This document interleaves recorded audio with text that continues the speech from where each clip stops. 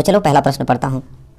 देखो पहला प्रश्न यह है कि कह रहा है कि उपयुक्त रासायनिक अभिक्रिया है। ये ऊपर रिएक्शन देख लो ध्यान से, ये जो रिएक्शन है कह रहा है कि कौन सा रिएक्शन है, संयोजन अभिक्रिया है कि द्विविस्थापन अभिक्रिया है कि वियोजन अभिक्रिया है कि विस्थापन अभिक्रिया है। बताओ, इन चारों ऑप्शन में से कोई ना कोई एक ऑप्शन सही होगा, आपको बताना है। लेकिन आप लोगों को रिएक्शन ध्यान से देखना है कि Fe जो कि सॉलिड के रूप में लिया गया है और कॉपर सल्फेट जो कि जलीय विलयन के रूप में लिया गया है, ये जब दोनों आपस में अभिक्रिया कर रहे हैं तो कॉपर बना रहा है और यहाँ पे फेरस सल्फेट बना रहा है। ठीक है, तो चलो बताओ कौन सी अभिक्रिया है। तो एक चीज़ देखो, यहाँ पे ये लोहा जब अभिक्रिया कर रहा है कॉपर सल्फेट से, तो देखो कॉपर को यहाँ पे अलग हो गया और लोहा सल्फेट के साथ अभिक्रिया करके यहाँ पे उपस्थित हो गया। मतलब कि अधिक अभिक्रियाशील वाला तत्व कम अभिक्रियाशील वाले तत्व को उसके यौगिक में से उसको क्या कर दिया, विस्थापित कर दिया। तो विस्थापित मतलब कौन सा, विस्थापन अभिक्रिया, मतलब कि उसमें पहले का डी जो है राइट आंसर हो जाएगा। ठीक है, ये रिएक्शन हर साल आता है, ये रिएक्शन देखोगे ना, ये रिएक्शन हर साल आता है, तो भूलना मत, तुरंत देखते जान जाना कि विस्थापन अभिक्रिया है। ठीक है, चलो अगला प्रश्न देखते हैं, प्रश्न नंबर दूसरा। देखो थोड़ा बड़ा कर देता हूँ। प्रश्न दूसरा यह है कि श्याम श्वेत फोटोग्राफी में प्रयुक्त होता है, श्याम श्वेत फोटोग्राफी में प्रयुक्त होता है। Option AgCl, option B PbNO3 whole twice, option C FeSO4, option D CaCO3। बताओ यहाँ पे चारों ऑप्शन में से कौन सा राइट आंसर होगा कि श्याम श्वेत फोटोग्राफी में प्रयुक्त होता है। तो मेरे प्यारे बच्चों ऑप्शन ए पे क्लिक करोगे, AgCl। जितने बच्चों ने ऑप्शन ए दिया है बिल्कुल 100% उनका आंसर बिल्कुल क्या है, सही है। ठीक है, इसी तरह आप लोग मेहनत करते रहो मेरे प्यारे विद्यार्थियों, आगे बढ़ते रहो और अच्छे मार्क्स लेकर आओ। इस बार दिखा दो कि हाँ भाई हम भी पढ़ने वाले हैं। ठीक है, 95%। चलो अगला प्रश्न देखते हैं, देख लो तीसरा प्रश्न क्या है। तीसरा प्रश्न यह है मेरे प्यारे बच्चों, ध्यान से पढ़ते हैं कि एक भूरे रंग का चमकदार तत्व यक्स को वायु की उपस्थिति में गर्म करने पर वह काला हो जाता है, इस तत्व का नाम बताइए। कह रहा है कि कोई भूरा रंग का चमकदार तत्व यक्स है।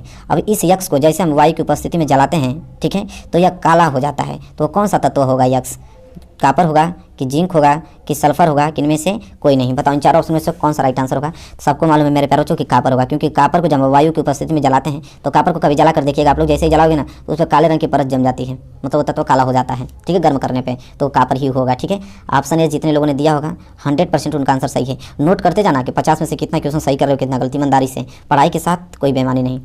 चलो अगला देख लो, अगला प्रश्न क्या है।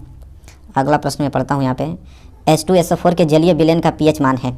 ठीक है, H2SO4 मतलब होता है क्या, सल्फ्यूरिक अम्ल। क्या होता है, सल्फ्यूरिक अम्ल होता है। पूछ रहा है सल्फ्यूरिक अम्ल का pH मान कितना होता है, बताओ।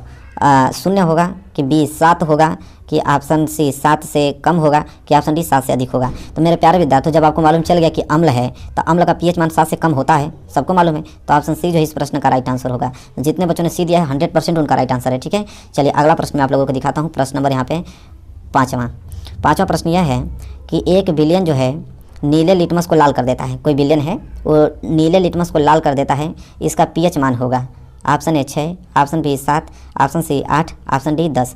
तो आप ही बताइए कि जब नीला को लाल कर देता है तो वो अम्ल ही होता है। ट्रिक हमने बनाया था अनिल। अनिल मतलब ये होता है कि मतलब अम्ल नीला को लाल कर देता है। देखो नीला को लाल कर देता है मतलब अम्ल है, और अम्ल का pH मान 7 से कम, तो 7 से कम क्या दिख रहा है, ऑप्शन ए 6, यही हो जाएगा राइट आंसर। तो देखिए कितना आसान प्रश्न है, इसका उत्तर आप लोग आसानी से दे पाओगे। ठीक है, बस आप लोग प्रैक्टिस करके जाना इन प्रश्नों की। देखो अगला प्रश्न क्या है। अगला प्रश्न यह है कि शुद्ध जल का pH मूल्य है, शुद्ध जल जो होता है उसका pH मान कितना होता है।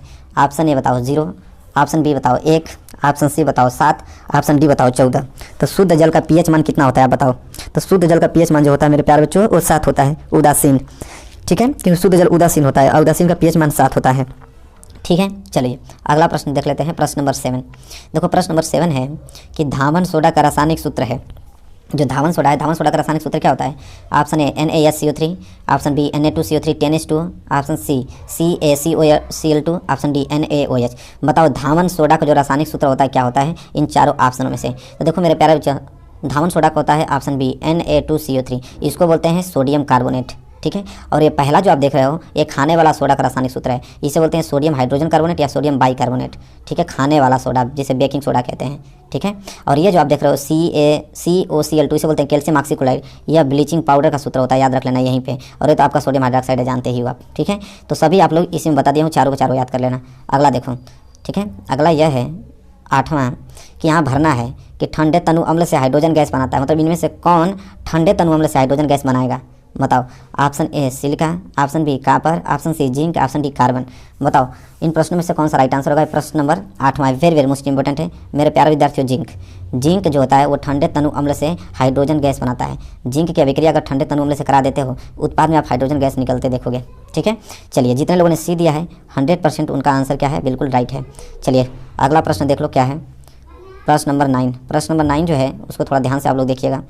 यह है प्रश्न नंबर 9 कि निम्नलिखित में से कौन सी धातु जो है वो ठंडे जल में अभिक्रिया करके हाइड्रोजन गैस देती है। ठीक है, ठंडे जल के बात है, वो अम्ल था। ठीक है, ठंडे तनु अम्ल, ये ठंडे जल है कि ठंडे जल में कौन सी इसमें से ऐसी आप धातु है जो हाइड्रोजन गैस देगी। Option A Ag, option B Na, option C Al, option C Cu। ठीक है, बताओ क्या होगा राइट आंसर मेरे प्यारे। जब बहुत इंपॉर्टेंट प्रश्न है तो आप तुरंत आंसर दोगे बी Na। मतलब क्या होता है जानते हो ना, सोडियम। सोडियम को अगर ठंडे पानी में डाल दोगे तो रिएक्शन करके तुरंत हाइड्रोजन गैस निकालेगा, तुरंत खोलने लगेगा, तुरंत हाइड्रोजन गैस निकलने लगेगा। ठीक है, ये बात आप लोग काउंट रखना। ठीक है, बहुत इंपॉर्टेंट है, मतलब याद रखना इस प्रश्न को, भूलना मत। जितने बच्चे ऑप्शन बी दिए हैं उनका बिल्कुल 100% आंसर जो है राइट है। चलिए आगे बढ़ चलते हैं, अगला प्रश्न दिखाता हूँ। प्रश्न नंबर 10वां, प्रश्न 10वां ये है मेरे प्यारे बच्चों कि निम्न में से कौन सी जो धातु है वो ऊष्मा की कुचालक है। कुचालक मतलब ये चीज़ होता है जिसमें से ऊष्मा न जा सके। ठीक है, कुचालक ये होता है। ऑप्शन ए पारा, option B sodium, option C सीसा, ऑप्शन डी लोहा। बताओ प्रश्न 10 का राइट आंसर क्या होगा। ऊष्मा की कुचालक पूछ रहा है मेरे प्यारे बच्चों, ऊष्मा की जो कुचालक है वो है सीसा। ठीक है, ऑप्शन सी जो है इस प्रश्न का राइट आंसर हो जाएगा। ठीक है, चलिए याद रखिएगा मेरे प्यारे बच्चों। अगला प्रश्न देख लो आप लोग, अगला प्रश्न आंसर देने का प्रयास करो आप लोग। क्या है कि निम्नलिखित में से असंतृप्त, देखो असंतृप्त यौगिक पूछ रहा है कि असंतृप्त यौगिक होगा इन चार ऑप्शन में से एथेन, मेथेन, एथिलीन कि एथाइल एल्कोहल। बताओ निम्नलिखित में से असंतृप्त यौगिक कौन सा है, इसमें से आपको बताना है मेरे प्यारों। जो ऑप्शन सी पे क्लिक करोगे एथिलीन, क्योंकि एथिलीन जो है वो असंतृप्त यौगिक है। जितने बच्चों ने ऑप्शन सी दिया है बिल्कुल उनका राइट आंसर है उनका। ठीक है, काउंट करते रहना आप लोग। चलो अगला प्रश्न देख लो, प्रश्न नंबर 12। ये अच्छा प्रश्न है।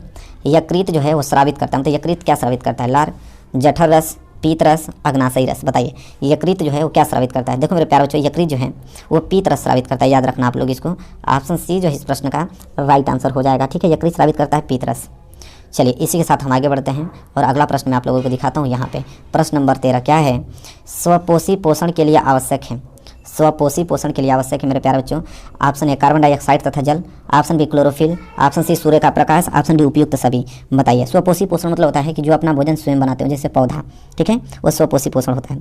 तो देखो इसके लिए होगा ऑप्शन डी उपयुक्त सभी, क्योंकि जो भोजन अपना स्वयं बनाता है जैसे पौधा, तो पौधा अपना भोजन स्वयं बनाता है तो उसको कार्बन डाइऑक्साइड जल चाहिए, क्लोरोफिल भी चाहिए जो उसकी हरी पत्तियों में होता है, सूर्य का प्रकाश चाहिए। ठीक है, मतलब उपयुक्त सभी होगा कि स्वपोषी पोषण के लिए आवश्यक क्या है, तो ये सभी आवश्यक हैं। तो जितने बच्चों ने ऑप्शन डी दिया है बिल्कुल उनका आंसर सही है।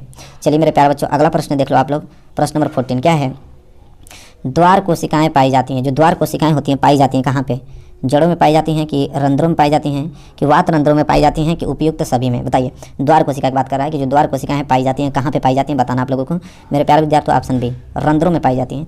जितने बच्चों ने ऑप्शन बी दिया है 100% उनका आंसर सही है। चलिए आप लोग आगे बढ़िए और अगला प्रश्न का उत्तर देने का प्रयास कीजिए। प्रश्न 15 ये इंपॉर्टेंट प्रश्न है कि पादप में, पादप मतलब पौधा में जाइलम का कार्य होता है। तो पौधा में जो जाइलम है उसका कार्य क्या होता है। ऑप्शन ए उत्सर्जित पदार्थों का संवहन, ऑप्शन बी जल का संवहन, ऑप्शन सी भोजन का संवहन, ऑप्शन डी अमीनो अम्ल का संवहन। तो देखिए हमने बताया था ज से जाइलम, ज से जल, तो जल का संवहन में। ठीक है, पादप में जाइलम का जो कार्य होता है जल का संवहन। अगर फ्लोएम रहता है तो फ्लोएम हो जाता है भोजन का संवहन, तो ये भी याद रखना। ठीक है, हालांकि यहाँ जाइलम पूछा है तो हम लोग ऑप्शन बी करेंगे जल का संवहन पे, और जितने बच्चों ने ऑप्शन बी दिया है बिल्कुल उनका आंसर सही है। ठीक है, चलिए फटाफट आगे बढ़ते हैं और अगला प्रश्न का उत्तर देने के लिए तैयार रहिए। ठीक है, देखिए अगला प्रश्न यह है कि पौधों में कायिक प्रवर्धन के लिए कौन सा भाग अधिक अनुकूल है। पौधों में कायिक प्रवर्धन के लिए कौन सा जो भाग है अधिक अनुकूल है। ऑप्शन ए तना, ऑप्शन बी पत्ती, ऑप्शन सी जड़, ऑप्शन डी प्रकलिका। बताइए तो पौधों में जो कायिक प्रवर्धन के लिए कौन सा भाग अधिक अनुकूल माना जाता है, तो मेरे प्यारे विद्यार्थियों तना अधिक अनुकूल माना जाता है। ठीक है, याद रखिएगा आप लोग। तो ऑप्शन ए जो है इस प्रश्न का राइट आंसर हो जाएगा। जितने बच्चों ने दिया है बिल्कुल सही आंसर है उनका। चलिए आगे बढ़ते हैं, अगला प्रश्न का उत्तर दीजिए आप लोग। पहले प्रश्न पढ़ लीजिए। प्रश्न यह है कि निम्न में से कौन सा मानव में मादा जनन तंत्र का भाग नहीं है। मादा जनन तंत्र का भाग नहीं आपको बताना है। ऑप्शन ए अंडाशय, ऑप्शन बी गर्भाशय, ऑप्शन सी शुक्रवाहिका, ऑप्शन डी डिंब वाहिनियाँ। बताइए 17 का राइट आंसर क्या होगा। मेरे प्यारे विद्यार्थियों मादा जनन तंत्र का भाग अंडाशय तो होता ही है, गर्भाशय भी होता है, डिंब वाहिनियाँ भी होता है। ये जो शुक्रवाहिका जो आप दिख रहा है ऑप्शन सी वाला, यह मादा जनन तंत्र का भाग नहीं है। और जितने बच्चों ने सी दिया है बिल्कुल उनका आंसर 100% सही है। ठीक है मेरे प्यारे बच्चों, अगर हम आगे बात करें अगला प्रश्न अगर मैं आप लोगों को दिखाऊँ तो अगला प्रश्न देखिए क्या है यहाँ पे। तो अगला प्रश्न यहाँ मैं पढ़ता हूँ, आप लोग बताना इसका आंसर क्या है कि समजात अंग का उदाहरण क्या है। समजात अंग की अगर बात करें तो समजात अंग का उदाहरण क्या है। ऑप्शन ए हमारा हाथ तथा कुत्ते के अग्रपाद, ऑप्शन बी हमारे दांत तथा हाथी के दांत, ऑप्शन सी आलू एवं घास के ऊपरी भुस्तारी, ऑप्शन डी उपयुक्त सभी। तो अगर हम बात करें इसमें कि समजात अंग का बात करें कि इसमें कौन सा उदाहरण है, तो ये सभी उदाहरण समजात अंग के ही हैं, इसलिए ऑप्शन डी जो इस प्रश्न का राइट आंसर हो जाएगा। और जितने बच्चों ने अगर डी दिया है बिल्कुल तैयारी अच्छे से चलिए, उनका आंसर भी सही होगा। ठीक है, चलिए देख लीजिए प्रश्न नंबर यहाँ पे मैं दिखा देता हूँ 19। ये प्रश्न तो वाकई में इंपॉर्टेंट प्रश्न, हमेशा से बताता हूँ आप लोगों को कि मेंडल के अनुसार मटर के शुद्ध लंबे पौधे का जीन प्रारूप होता है। शुद्ध लंबे पौधे पूछ रहा है, तो शुद्ध लंबे पौधे का जो जीन प्रारूप होता है, ऑप्शन है दोनों कैपिटल टी होंगे कि एक कैपिटल टी स्मॉल टी, कि एक होता है दोनों स्मॉल टी, कि एक स्मॉल टी कैपिटल टी। बताओ प्रश्न नंबर 19 का राइट आंसर क्या होगा। ठीक है, देखो यहाँ पे शुद्ध लंबे जीन प्रारूप पूछ रहा है। शुद्ध लंबे का मतलब ये होता है कि दोनों हो जाएंगे कैपिटल टी टी, तो शुद्ध लंबे पौधे का जीन प्रारूप होता है दोनों कैपिटल टी टी। याद रखना आप लोग, इस प्रश्न बहुत ज़्यादा इंपॉर्टेंट है। जितने बच्चों ने ऑप्शन ए दिया बिल्कुल उनका आंसर सही है। ये प्रश्न इंपॉर्टेंट है, आप लोग स्टार बना लेना। स्टार बनाने का मतलब किसी को थोड़ा ध्यान दे लेना आप लोग, एक दो बार थोड़ा पढ़ के जाना आप लोग एग्जाम में। ठीक है, चलो अगला देख लो। ये प्रश्न तो बहुत सिंपल होता है, क्या है कि मानव में गुणसूत्रों की संख्या है। ठीक है, ऑप्शन है 42, option B 44, option C 46, option D 48। तो मानव गुणसूत्रों की संख्या कितनी जोड़ी, ठीक है, तो यहाँ पे 2 जोड़ी पाई जाती है, एक जोड़ी में 23 होता है, तो 23 दूना के 46, बात खत्म। ऑप्शन सी जो इस प्रश्न का राइट आंसर हो जाएगा। ठीक है, तो गुणसूत्रों की संख्या कितना होता है मानव में, 46 होता है। ठीक है मेरे प्यारे बच्चों, आगे देख लेते हैं अगला प्रश्न। देखो क्या है अगला प्रश्न, तो यह है कि पुरुष में लिंग गुणसूत्र होता है। ठीक है, पुरुष में लिंग गुणसूत्र पाया जाता है। Option A XY, option B XX और ऑप्शन सी की बात करें तो option C Y, option D X। बताओ क्या होगा राइट आंसर मेरे प्यारे बच्चों कि पुरुष में लिंग गुणसूत्र होता है, तो आप तुरंत क्लिक करोगे ऑप्शन ए पे और बताओगे कि X और Y होता है। ठीक है, X और Y होता है लिंग गुणसूत्र पुरुष में।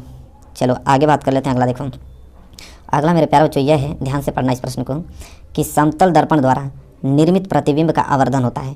समतल दर्पण द्वारा निर्मित प्रतिबिंब का आवर्धन एक से कम, एक से अधिक कि अनंत। बताओ क्वेश्चन नंबर 22 का राइट आंसर क्या होगा। देखो समतल दर्पण की अगर बात आ जाएगा और पूछ रहा है प्रतिबिंब का आवर्धन, तो हमेशा 1 होता है समतल दर्पण के लिए। ऑप्शन ए जो इस प्रश्न का राइट आंसर हो जाएगा। ठीक है मेरे प्यारे बच्चों, आगे बढ़ चलते हैं और मैं आप लोगों को अगला प्रश्न दिखाता हूँ और उसका आंसर आप लोग बताने के लिए बिल्कुल तैयार रहिए। वो प्रश्न क्या है, प्रश्न नंबर 23। देखो ये तो क्वेश्चन पूछ लिया है हमसे कि एक उत्तल दर्पण की फोकस दूरी 10 सेंटीमीटर है, दर्पण की वक्रता त्रिज्या है। ठीक है, option A 10 centimetre, option B 20 centimetre, option C 30 centimetre, option D 40 centimetre. तो देखो फोकस दूरी तो दे रखा ना, एफ बराबर आपको 10 सेंटीमीटर दे रखा है। आर पूछ रहा था, आर बराबर क्या होता है 2F, तो 2 गुणे एफ का वैल्यू कितना है 10, तो 2 को गुणा 10 में करोगे तो 20 आ जाएगा। ठीक है, मतलब कि 20 सेंटीमीटर का मतलब ये हो जाएगा कि ऑप्शन बी जो है इस प्रश्न का राइट आंसर हो जाएगा। ठीक है मेरे प्यारे बच्चों, चलो अगला प्रश्न देख लो। अगला प्रश्न यह है कि समतल दर्पण की फोकस दूरी होती है। ऑप्शन ए 0, ऑप्शन बी अनंत, ऑप्शन सी 25 सेंटीमीटर और ऑप्शन डी की -25 सेंटीमीटर। तो देखो समतल दर्पण पूछ रहा है, समतल दर्पण की फोकस दूरी, और समतल दर्पण की फोकस दूरी क्या होता है अनंत। अभी हमने देखा अगला प्रश्न कि समतल दर्पण का जो आवर्धन की क्षमता होती है कितनी होती है, तो 1 होता है, और यहाँ पे फोकस दूरी पूछा है तो अनंत होगी। ठीक है, चलिए देख लेते हैं अगला प्रश्न। और अगला प्रश्न देख लो, अभी जो जिस फार्मूले पे हम लोगों ने सवाल किया है वही फार्मूला ही पूछ लिया हमसे कि एक गोलीय दर्पण की अगर फोकस दूरी F है और वक्रता त्रिज्या R है तो इसमें अभिष्ट संबंध क्या होगा, मतलब इन दोनों से फार्मूला क्या बनेगा। ऑप्शन ए R बराबर F/2, कि ऑप्शन बी R बराबर 2F बनेगा, कि ऑप्शन सी R बराबर F बनेगा, कि ऑप्शन डी R बराबर 4F बनेगा। बताओ क्या होगा राइट आंसर कि दर्पण की फोकस दूरी F और वक्रता त्रिज्या में संबंध क्या होगा, तो ऑप्शन बी R बराबर 2F। इसी भी तो लगाए ना, नहीं तो अगर यहाँ से F निकालोगे तो F बराबर होता है R/2। तो कभी कभी ये ऑप्शन में रहता है तो कभी कभी ये, हालांकि इस ऑप्शन में यही है तो इस पर क्लिक करेंगे। कभी कभी ये भी दे देता है कि F बराबर R/2, तो ऑप्शन में है ही नहीं, और इसका निर्माण तो यहीं से हुआ है ना, R बराबर 2F से ही तो हुआ है। तो चलिए क्लियर हो जाएगा, तो इसका आंसर क्या हो जाएगा, ऑप्शन बी R बराबर 2F। चलिए अगला देख लेते हैं।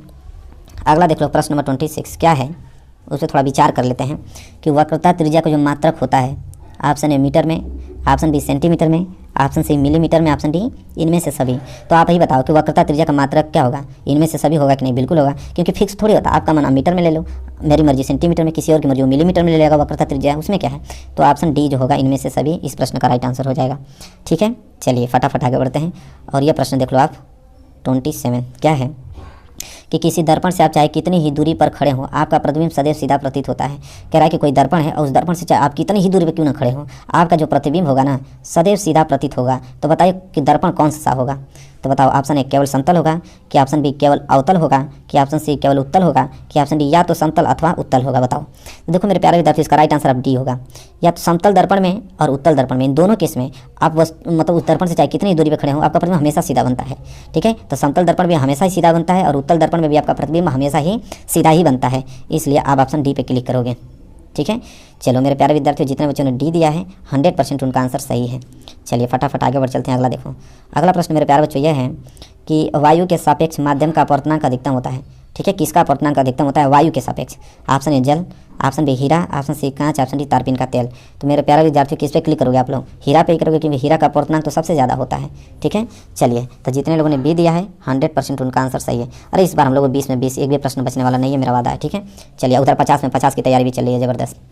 ये प्रश्न वाकई में इंपॉर्टेंट है, इस पर थोड़ा ध्यान देने योग्य बातें, थोड़ा ध्यान से पढ़िएगा आप लोग, आराम से, कोई दिक्कत नहीं है। एक पारदर्शी माध्यम से दूसरे पारदर्शी माध्यम में प्रवेश करने पर एक प्रकाश के किरण, मतलब एक प्रकाश किरण के लिए अपवर्तन कोण का मान आपतन कोण की तुलना में अधिक होगा यदि प्रकाश की किरण, कह रहा है कि ये कोई परावर्तक पृष्ठ है और इस माध्यम से हमारे हैं प्रकाश किरण इस माध्यम में, तो कह रहा है कि अपवर्तन कोण का मान आपतन कोण की तुलना में अधिक होगा। कब होगा? ऑप्शन ए सघन माध्यम से विरल माध्यम में जा रही होगी तब, कि ऑप्शन बी यहाँ पे विरल माध्यम से सघन माध्यम में जा रही है, कि ऑप्शन सी सघन एवं विरल माध्यम की संयुक्त सतह की दिशा में जा रही हो, कि ऑप्शन डी दोनों जो माध्यम हैं वो एक ही हो। ठीक है, देखिए मेरे प्यारे विद्यार्थियों, जो इसका राइट आंसर होगा मैं आपको बताता हूँ सिचुएशंस, वो होगा ऑप्शन नंबर ए। क्या होगा? Option number A. जब प्रकाश की किरण सघन माध्यम से अगर विरल माध्यम में जाएगी तभी अपवर्तन कोण का मान आपतन कोण की तुलना में अधिक होगा, इतना याद रखिएगा। ठीक है, तो ऑप्शन ए जो इस प्रश्न का राइट आंसर होगा, इसको 2 बार 3 बार 4 बार जितना हो सके उतना पढ़ के जाना, ये प्रश्न हमेशा आता है। ठीक है, चलिए, अगर अगला प्रश्न के बारे में अगर हम बात करें तो देख लीजिए अगला प्रश्न क्या है। अगला प्रश्न मेरे प्यारे बच्चों यह है कि किसी वस्तु का आभासी सीधा और बड़ा प्रतिबिंब प्राप्त करने के लिए वस्तु को उत्तल लेंस के सामने रखते हैं। कह रहा है कि कोई वस्तु का अगर हमें आभासी सीधा और बड़ा प्रतिबिंब प्राप्त करना है तो उत्तल लेंस के सामने कहाँ पे रखेंगे? ऑप्शन ए लेंस के मुख्य फोकस पे, ऑप्शन बी फोकस दूरी के दोगुनी दूरी पर, ऑप्शन सी अनंत पर, ऑप्शन डी लेंस के प्रकाशिक केंद्र और प्रथम फोकस के बीच। ठीक है, तो मेरे प्यारे विद्यार्थी इसका जो राइट आंसर होगा वो होगा आप लोगों का ऑप्शन डी, क्योंकि लेंस के प्रकाशिक केंद्र ओ और प्रथम फोकस मतलब F1, इसके बीच अगर हम किसी वस्तु को रखेंगे तो उसका प्रतिबिंब हमेशा आभासी बनेगा, सीधा बनेगा और वस्तु से बड़ा बनेगा। ठीक है, तो इस प्रश्न को आप लोग याद करना, ऑप्शन डी जो है इस प्रश्न का राइट आंसर होगा मेरे प्यारे बच्चों। ठीक है, चलिए हम आगे बढ़ते हैं और अगला प्रश्न आपको दिखाता हूँ। बताइए, अगला प्रश्न यह है कि स्वस्थ नेत्र के प्रतिबिंब बनता है। स्वस्थ नेत्र में प्रतिबिंब करा कि अगर आपका आंख बिल्कुल स्वस्थ है तो प्रतिबिंब कहाँ पे बनेगा? ऑप्शन ए कार्निया पर, ऑप्शन बी आइरिस पर, ऑप्शन सी पुतली पर, ऑप्शन डी रेटिना पर। बताइए, अगर आपका आंख बिल्कुल स्वस्थ है तो प्रतिबिंब कहाँ बनेगा? तो आप आंसर दोगे ऑप्शन डी रेटिना पर बनेगा। ठीक है, इतना तो आप लोगों को सबको मालूम है और इसका आंसर सभी लोग सही दोगे। ठीक है, ठीक, क्लियर हो गया ना आप लोगों को? चलिए आगे अगर हम बढ़ते हैं, अगला प्रश्न आपसे पूछता हूँ। अगला प्रश्न बताइए। अगला प्रश्न यह है कि दूरदृष्टि दोष के कारण प्रतिबिंब कहाँ बनता है? अगर आपकी आंखों में दूरदृष्टि दोष है तो प्रतिबिंब कहाँ बनेगा? ऑप्शन ए रेटिना पर, ऑप्शन बी रेटिना के पीछे, ऑप्शन सी रेटिना के आगे, ऑप्शन डी नेत्र लेंस पर। बताइए राइट आंसर क्या होगा? बहुत इंपॉर्टेंट है, तो आप उत्तर देंगे कि अगर दूरदृष्टि दोष है तो प्रतिबिंब हमेशा रेटिना के पीछे बनेगा। ठीक है, इतना याद रखिएगा। अगर निकट दृष्टि दोष रहता है तो रेटिना के आगे बनता है, अगर आँख बिल्कुल स्वस्थ रहती तो रेटिना पर बनता। ठीक है, तीनों कंडीशन आप लोग याद रखना। हालांकि दूरदृष्टि दोष है तो रेटिना के पीछे बनेगा, ऑप्शन बी जो है इस प्रश्न का राइट आंसर हो जाएगा। चलिए अगला देख लो। अगला प्रश्न यह है कि प्रिज्म से श्वेत प्रकाश की किरण गुजरने पर सबसे अधिक विचलन होता है। ऑप्शन ए बैगनी रंग का, ऑप्शन बी हरे रंग का, ठीक है, कि ऑप्शन सी यहाँ पे पीले रंग का, ऑप्शन डी लाल रंग का। देखो मेरे प्यारे विद्यार्थियों, कह रहा है कि यह आपका प्रिज्म है, अगर इस प्रिज्म से श्वेत की प्रकाश किरण जा रही है तो 7 रंग में विभक्त हो जाती है, सबको मालूम है। सबसे अधिक विचलन किस रंग का होता है?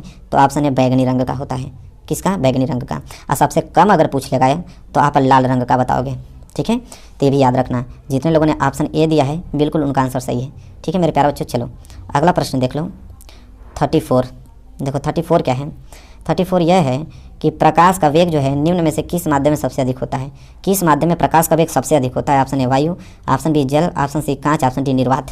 ठीक है, तो देखो बहुत लोग इसका आंसर गलत करते हैं। तो प्रकाश का वेग अगर सबसे अधिक होगा वो निर्वात में होगा। कुछ लोग, बहुत लोग वायु मारते हैं, नहीं, वायु से भी खाली स्थान होता है निर्वात में।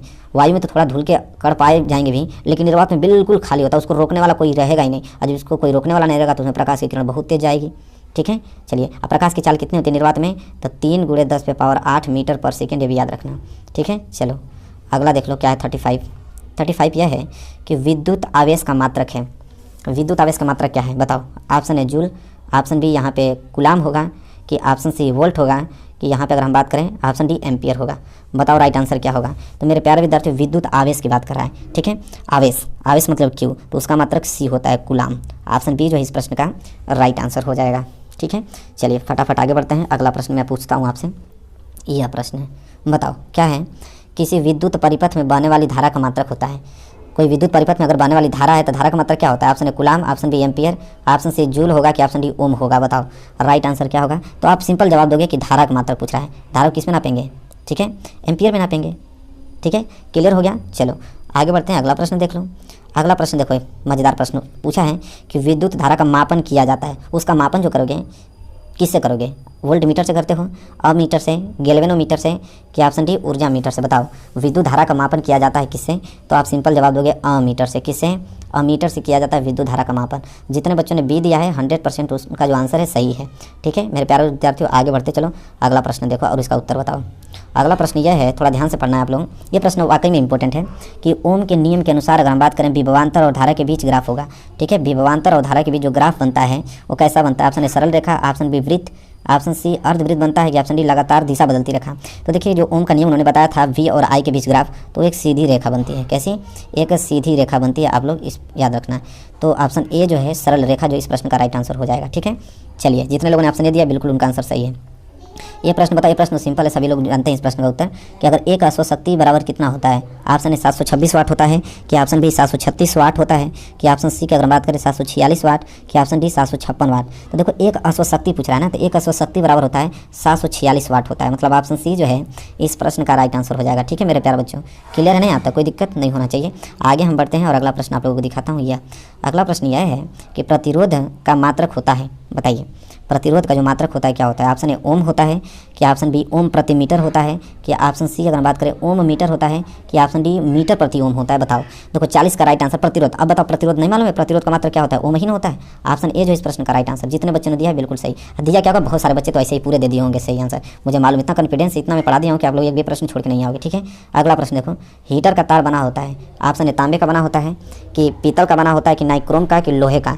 हीटर देखे हो तो हीटर का जो तार इस तरह बना होता है जिसमें से वो निकलता है हीटिंग, जिससे हम लोग खाना बनाते हैं, तो हीटर का जो तार होता है वो किससे बना होता है? बताओ। तो सब लोग देंगे नाइक्रोम, नाइक्रोम के तार का बना होता है। ठीक है, ऑप्शन सी जो इस प्रश्न का राइट आंसर हो जाएगा। ठीक है मेरे प्यारे बच्चों, देख लो अगला प्रश्न। अगला प्रश्न तो यह है कि विद्युत ऊर्जा की इकाई है, जो विद्युत ऊर्जा है तो विद्युत ऊर्जा की इकाई क्या होती है? मैं ऑप्शन पढ़ता हूँ, आप लोग बताना। ऑप्शन ए वोल्ट होता है कि ऑप्शन बी वाट होता है कि ऑप्शन सी एम्पियर होता है कि ऑप्शन डी वाट सेकंड होता है? ठीक है, बताओ राइट आंसर क्या होगा? एक बार प्रश्न और मैं दिखा देता हूँ आप लोगों को ताकि क्लियर हो जाए। विद्युत ऊर्जा की इकाई पूछ रहा है ना, तो विद्युत ऊर्जा की बात कर रहा है, विद्युत ऊर्जा का होता है वाट सेकंड, याद रखना। देखो वोल्ट होता है क्या है? वोल्ट विभवांतर को होता है, सबको मालूम है विभवांतर। वाट किसका होता है? शक्ति का होता है। ठीक है, एम्पियर किसका होता है? धारा का होता है। ठीक है, और वाट सेकंड विद्युत ऊर्जा का होता है। तो चारों तो हमने बता दिया, चारों याद कर लो, क्या करना है पूरा बिल्कुल क्लियर हो जाएगा।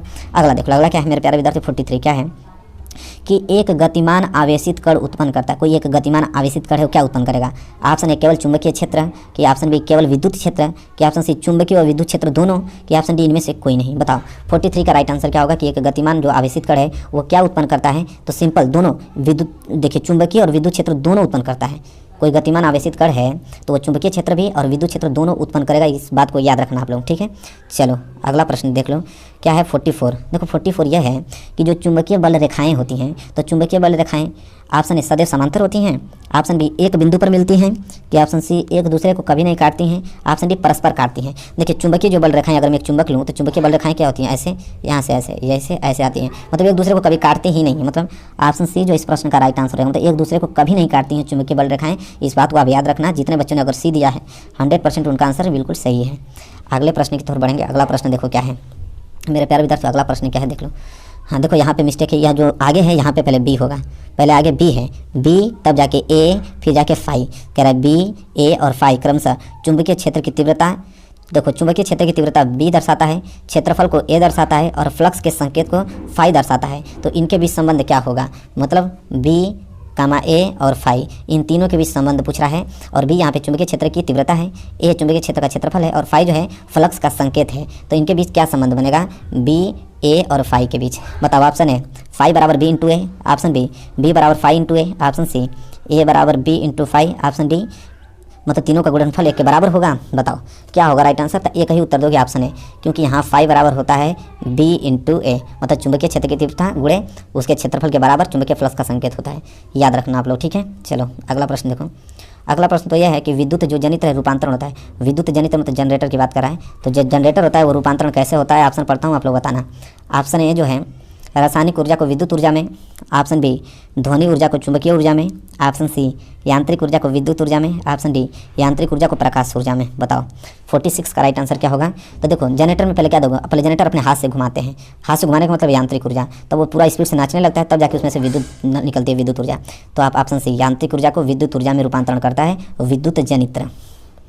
ठीक है, अगर ये विद्युत मोटर आ जाता तो क्या करते हैं, तो मोटर में क्या होता है, पहले हम लोग विद्युत ऊर्जा देते हैं, तब जाकर वो हमें हवा देता है यांत्रिक ऊर्जा में। चाहे कहीं भी, जैसे फैन की बात करूँ, पंखा में हम लोग जो मोटर लगाते हैं तो उसमें पहले हम लोग क्या देते हैं, लाइन देते हैं, मतलब विद्युत ऊर्जा देते हैं, तब वो नाचता है, हवा देता है, मतलब यांत्रिक ऊर्जा में चेंज करता है।